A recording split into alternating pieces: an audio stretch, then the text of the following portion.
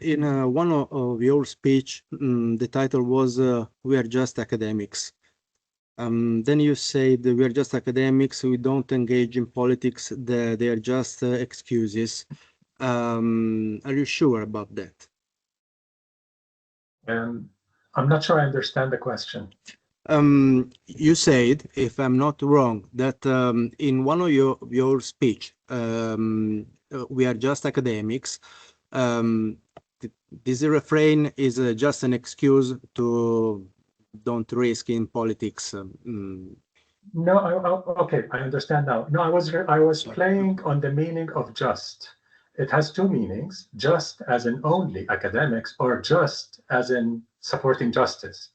So the title of my talk was Just Academics, and I was basically refuting the argument that some academics use, especially in science, in math. I'm an engineer myself, so I know the mentality, where they say, oh, we're scientists, we don't do politics, and we don't take sides on those conflict issues because we're scientists, we produce physics or technology or whatever. And my argument in that talk was that you can't seriously look at science as above politics, because that in itself is a political position. When your state, when your institution is implicated in wrongdoing, in harming others, in war crimes, in crimes against humanity, you can't be neutral. There is no neutrality. So Archbishop Desmond Tutu of South Africa once said, if you're neutral in situations of injustice, you have chosen the side of the oppressor.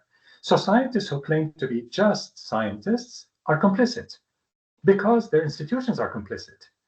I mean, if you're a scientist in Tanzania, for example, maybe you're not complicit because universities in Tanzania are not complicit.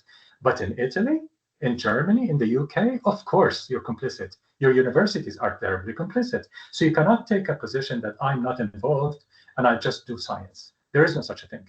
When Germans claim to do that, you know the answer, what happened during World War II.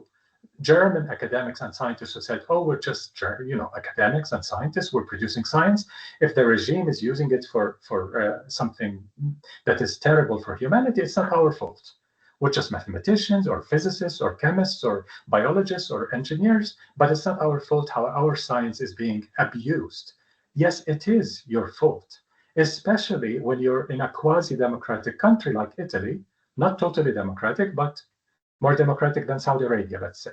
Everything is relative.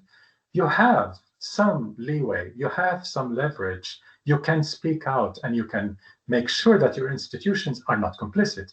That is an ethical duty. It's not just being nice. It's an ethical duty to work to end complicity. Okay, maybe you're asking too much, asking academics to support BDS and not other form of solidarity with Palestine. Before supporting BDS, we're asking for something much more basic. Stop harming us. Is that too much to ask? Your universities are harming us. Your state is harming us. Your corporations are harming us. Can you stop harming us? This is a profound ethical obligation. It's the most fundamental. Before solidarity, before supporting BDS or supporting anything, stop harming us.